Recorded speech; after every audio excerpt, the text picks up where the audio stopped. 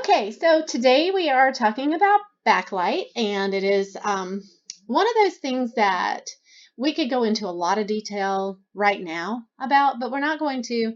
I just want to give you some ideas about how to use it in a way that helps you take these better photos that communicate a little bit better and communicate the idea that you want.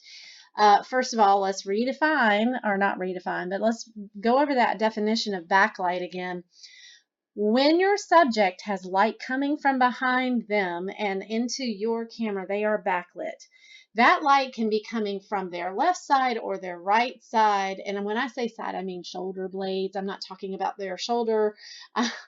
um, I'm really talking about it is literally behind them, but it could be that you see that light more on one side of them than the other. It is not side light until there's light coming around and you see it on the front of them from one side or the other. I hope that's not confusing. But backlight coming from behind them, it doesn't have to be directly behind them, although it can be.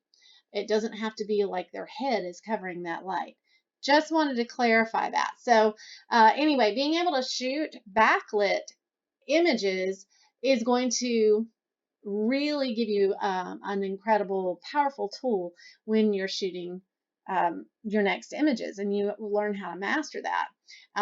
You can do silhouettes. They're fantastic. I like to do them, but you don't want everything to be a silhouette. And so here we have an example of being able to do both of those things with using backlight. Okay. Obviously, the image on the left completely lit by the light coming in through the stained glass window. There is some light hitting the front, and we wouldn't be able to tell that except that she has a reflective white gown on, but the light is coming from back here. Now, over here on this image on the right side, there is light being balanced from the front as well. And in order to do that, I had to bring in some lighting. Without bringing in lighting, you're not able to balance, and it wasn't a powerful enough light to use a reflector. And we'll talk about reflectors in just a minute when we get into the demonstration. But I wanted you to see that's two ways of using that backlight and making a very powerful statement with both. Again, same kind of idea here. Now I did do something a little different for this image on the right. Instead of, it wasn't like I took the one on the right first and then waited around for the sun to get lower. All I did was reposition my subjects, push them a little bit closer to the sea oats, and use some lighting to push back into their faces. But these were made within moments of each other, not minutes, not half hour, whatever, moments. And so just really looking at the light and where it is and what you can do with it will give you two very different images. Same thing here. And we see right here, I mean, their poses are almost identical. I didn't change very much at all. I changed the crop somewhat, but here I made sure I was exposing for this part, which makes all of this back here go really, really light.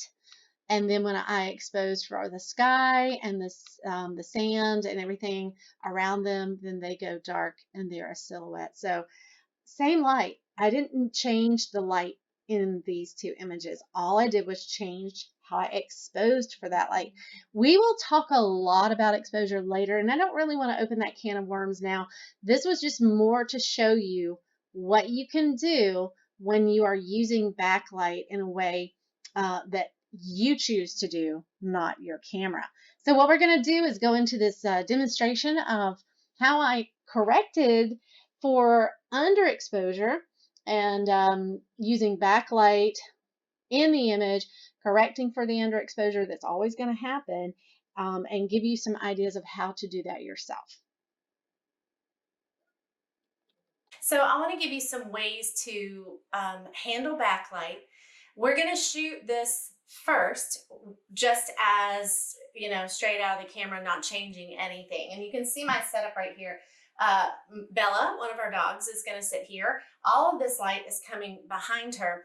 Now, I do have this door. I don't know if you can see it in the frame or not, but there's a door right here and it's painted white. I'm going to block that on this first shot.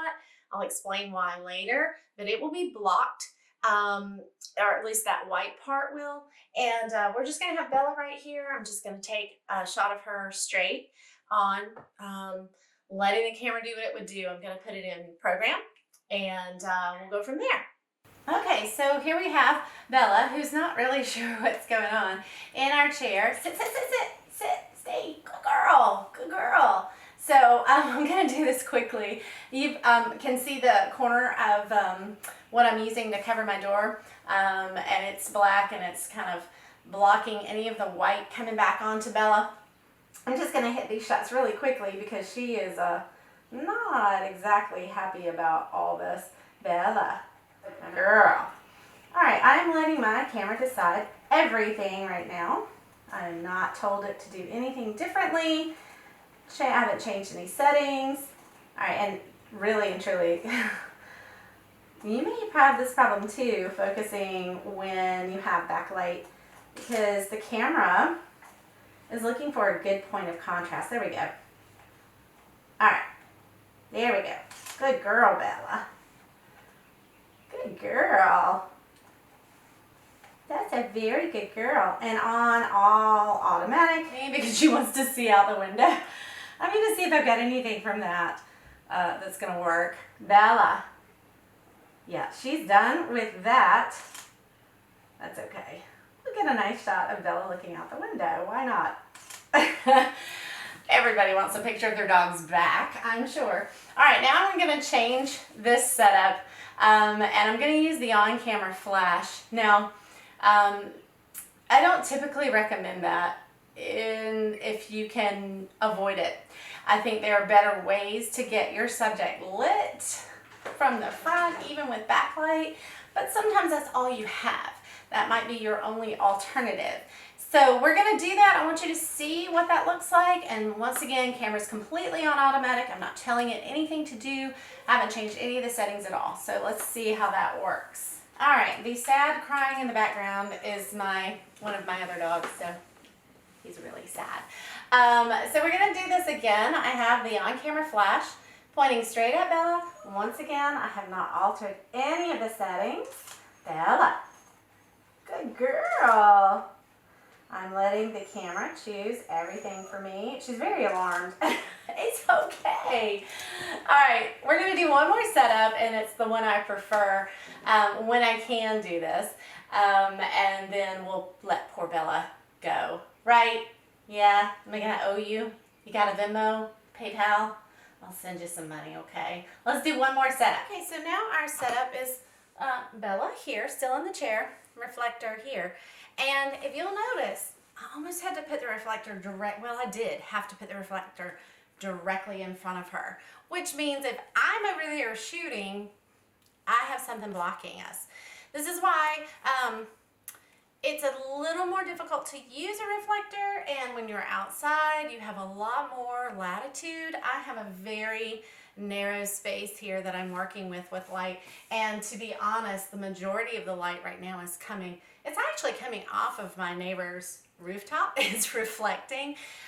The main takeaway from this that I want you to get is that a reflector is great when there's an angle to the sun or your source of light. If you've got light coming straight from the top, it's very difficult to use a reflector outside.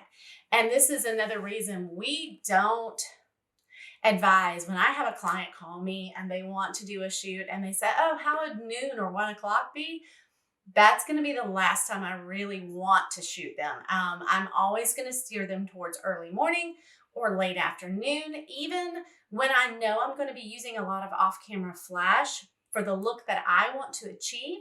It's just better when there's a direction to the light and not when it's straight down, or as in the case of my neighbor's house, straight at me. If I were outside today, I would probably make the reflector would be able to, we could set it to the side and still get great shots of Bella. But I do at least want you to see the effect that it has when the reflector is pushing light back onto a subject. So I'm going to do that shoot right now. All right, Miss Bella is sitting so nicely for me. And you see, I've had to change my angle I can't shoot from the floor like I was earlier. Bella, the bells. Good girl. Good girl. All right, and then Theo is back there sneaking into the shoot, but it's okay. Bella, the bells. Bella. Oh, scratch break.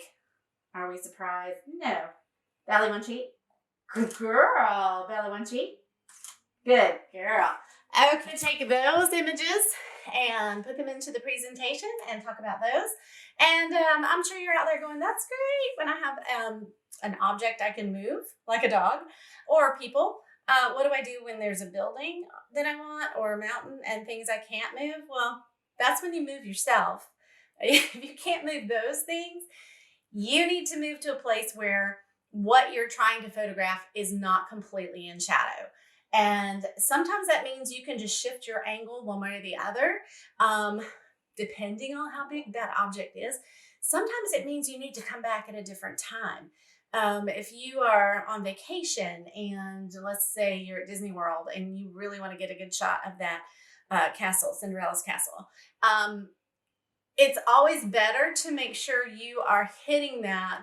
And, I'm not really sure how that's situated in the park where the sun comes across, but make sure that you're not trying to get that shot when the front is in shadow. If you're there all day, just check at different times of the day and think, oh, it looks great now because the sun's hitting it directly, or because it's at the side and I'm getting a lot of really good contrast on the structure itself. So think about where, and that's why we talked about direction of light first. Think about where the light is coming from. Where is it going to define what you're shooting, or where is it going to actually take away from what you're shooting? In the case of backlight, we don't really want to shoot our subjects with light coming behind them unless we know how to correct for it. And it's very important you learn how to do that, or all of your subjects, every time you shoot with light behind them, you're just not going to have a lot of definition on the front. Okay, so we've put the images from our demo into Lightroom. I have loaded them up just like they are. Starting with this one, this was our shot where we didn't change anything on the camera settings. We allowed the programming within the camera to decide the settings. And even with that, we get a very underexposed image. We see that right here. We can't even see Bella's face. She's not very well focused. That was my fault. But just overall, not a really good image. Not anything that any of us would be proud of. Our second setup was to put the on-camera flash on and allow, once again, the camera to choose the settings that would be best for this setup. Now, my camera did recognize that this was backlit, and it made changes that really did kind of have some impact you might not expect. We can now see what's going on outside. We see that there is a structure back here. We see that there's grass here. So it did do some things very well. And obviously we can see Bella now. And there she is. We see her face, we see her features, but this is very hard light. It's not very soft, it's not super flattering, but it is something way better than this, okay?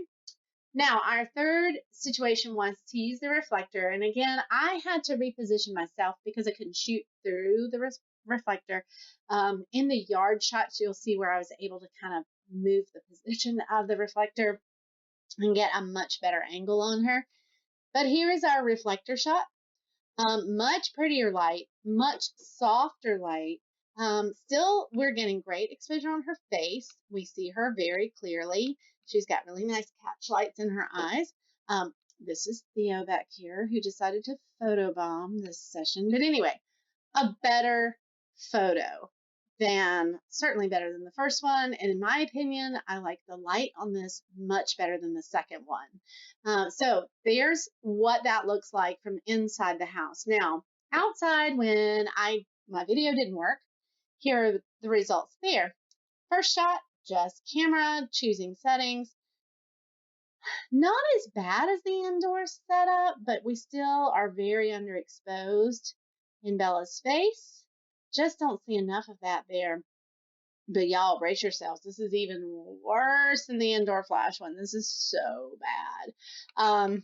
I would not be happy with this on any level. I just don't. I don't like the lighting. It makes it look like we took a picture and then took Photoshop and put two images together. Just not ideal. However, I can see Bella. She is not overexposed. It's just not ideal. I prefer the indoor version of this better than the outdoor. All right, and here we are now with our outdoor setup with the reflector. And because the sun was coming, and you can tell with the shadows and the way they're coming across, because the sun was coming from here, I could put the reflector over here and push light back onto her and still basically stand in front of the chair. Whereas inside the house, I couldn't do that. But remember, I said outside you have a little more latitude when there is direction to the sun or your light source. You can make sure that your reflector is pushing the light back on.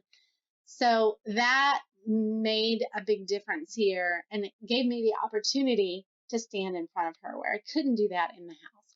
So there are those examples, and you can see how they all looked and how they were different. Didn't do anything different as far as where Bella was sitting. I didn't change her position at all. I did change mine one time, but that just gives you a very good idea of how backlighting is going to be controlled through what you do to push light back onto your subject. Okay, guys, so here we are. We're going to wrap up this discussion about backlight. I wanted to show you a few images where I used backlight and where I'm going to try to remember everything I did in these images to give you the best idea. This image this is my niece and her husband, extremely backlit day because of how their wedding was set up outside. This is water back here. Now, by the time we were doing these images, the sun was going down. It wasn't nearly as bright, but the majority, of course, our light source is coming from behind them. So I took this with exposure in mind. I did not use a flash. I did not have a reflector. I was just making sure that I was exposing for this part of the image and not what's going on back here. We will talk a lot more about exposure as we continue on, so just be prepared for that. This image of Macy, now you can tell it's backlit, but what we had going for us at this point was not anything more than an Airstream behind me, one of those vintage campers. And y'all, I have a thing for Airstreams. Like if anybody ever wants to give me one, I will take it. Just bring it to my house, put it in my yard. You'll be my best friend forever. But the Airstream was behind us. And as that light was hitting the Airstream, it was pushing light back over into Macy's face to fill in. Now, I also was exposing for her to make sure that the backlight didn't take over. And this is something, as we talk, like I said, as we talk about exposure, you will go into manual settings on your camera and you will control this, not your camera, because your camera can, as we've seen, do some really awful things to your pictures. You might be hearing my chickens in the background. I'm not sure. I can hear them. Oh, okay. This image right here of Crystal, shot downtown in Charleston. We have a lot of things helping us out with the backlight. There is some natural reflection going on here with the sidewalk that helps a lot. I was using an off-camera flash with an umbrella to help us out and fill in those shadows. So there again, pushing a light source from the front to counter and balance what's happening in the back so that we don't lose Crystal and we don't just get a silhouette of her. Two different rides, two different very different lighting situations. Starting with Savannah over here, we're outside, and you can see how very strong this light is coming behind her. There are some blown out spots, and when we say blown out, we mean they're overexposed, where you see nothing, nothing but light. And we see this on the top of the dog's head. We see it on the top up here of Savannah's head. So, that's going to happen from time to time. it's not always acceptable. Like, this is not something I would submit for a print competition. I would get slammed for that. But what is right, what's going on right, is that where the emphasis, where the important part of the image is well exposed. I am about 100% sure I used an off-camera flash here with an umbrella in order to balance that light. When I'm saying off-camera flash, this is a flash that is not connected to my camera. It is on a stand by itself, and it's radio controlled through a device on my camera. So just that's what that's referring to. This picture of Shayla, once again, lots and lots and lots of light back here. This was sunlight coming through diffuse curtain panels, very sheer curtain panels, and I was countering that light with an off-camera flash. But what was also helping us out was that this room that she's in was white. And so there was a lot of light bouncing around, bouncing back on her, making sure that we saw all the details of her dress, that we didn't lose her face, that she's not in shadow.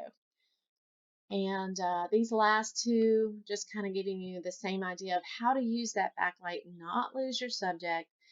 Some of this was position. This is how I positioned myself. Had I been higher and I've been standing up higher, that would have allowed that sun to come straight into my lens and would have created a lot of lens flare, and we would have lost them for another reason altogether. We'll talk about that later. This one, I was further back and I did use off-camera flash, but I probably used a pretty small aperture on this, judging from the size of the sun and the depth back here. We'll talk about aperture later and what that does.